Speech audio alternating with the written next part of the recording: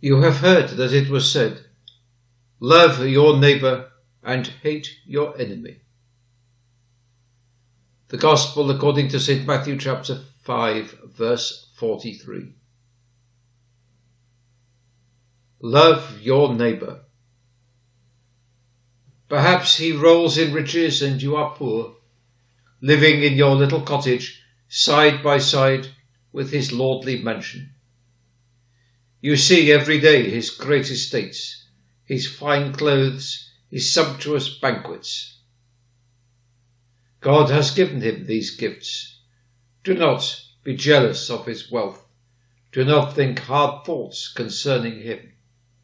Rather be content with what you have. And if you cannot make it better, do not look upon your neighbour and wish that he were like you. Love him, and then you will not envy him. Perhaps, on the other hand, you are rich and near you resides some poor fellow. Do not scorn to call him neighbour. Admit that you are bound to love him. The world calls him your inferior.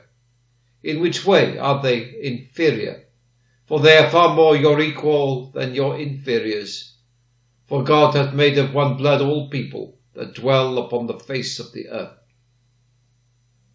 It is your coat which is better than theirs, but you are no different than they.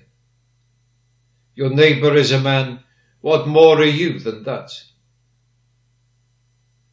Take heed that you love your neighbour, even though he may be dressed in rags or sunken into the depths of poverty.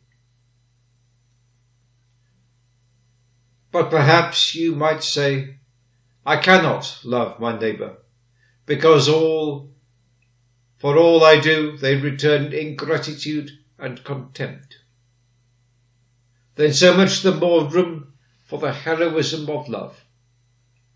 Would you be a feather-bed warrior, and instead of bearing the rough fight of love, he who dares the most wins the most.